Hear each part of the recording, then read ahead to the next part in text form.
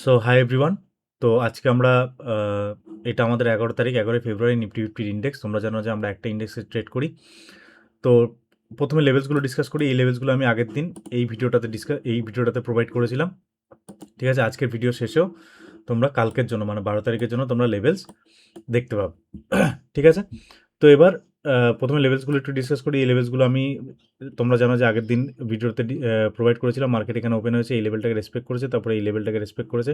মানে লেভেলসগুলো ঠিকঠাক আমাদের মার্কেট রেসপেক্ট করছে, যেটা খুবই ভালো।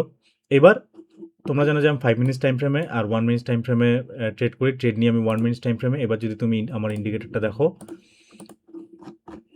তাহলে এখানে আমি একটা এন্ট্রি নিয়েছিলাম, যেটা একটু এই সুইং পর্যন্ত আমি রেখেছিলাম। ঠিক আছে, যেটা স্টপ লস হিট করেছে। আর পরেরটা এখানে আমি এই জায়গাতে আমি এন্ট্রি নিয়েছিলাম, যেটা এই সুইং পর্যন্ত রেখেছিলাম। পরে আমি স্টপ লসটাকে এখানে নামিয়ে নিয়ে এসেছিলাম। ঠিক আছে, তো এবার দেখি তো এখান থেকে মার্কেট গেছে, এই লেভেলটাকে রেসপেক্ট করেছে, ওপরে গেছে। তো এখানে একটা এম প্যাটার্ন তৈরি করেছে, দিয়ে এই ব্যান্ডের নিচে এসে এই ব্যান্ডটাকে রিটেস্ট করে যখন এই যে পিন বার ক্যান্ডেলটা দেখছো রিটেস্টের, এই বার এখানে আমি একটা মার্ক করে রেখেছি, এই বারের নিচে ক্লোজিং দিয়েছিল, তখন আমি এন্ট্রি নিয়েছিলাম। কিন্তু ব্যাপারটা হচ্ছে এখানে একটা উইক টাইপের ছিল, যাই হোক।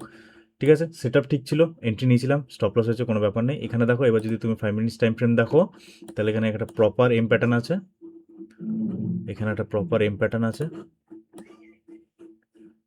আছে, তো এইখানে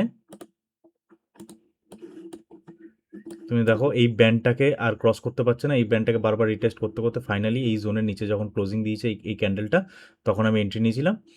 তারপরে ফাইনালি আমাদের যে লেভেলসটা আছে সেই লেভেলসটাকে রেসপেক্ট করে মার্কেট আবার উপর দিয়ে গেছে। তো ফাইনালি মার্কেট ক্লোজ হয়েছে লেভেলসের কাছাকাছি। ঠিক আছে, তো এই ভিডিওর শেষে তোমরা 12 তারিখের জন্য যে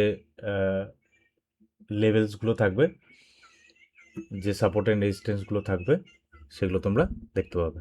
থ্যাংক ইউ।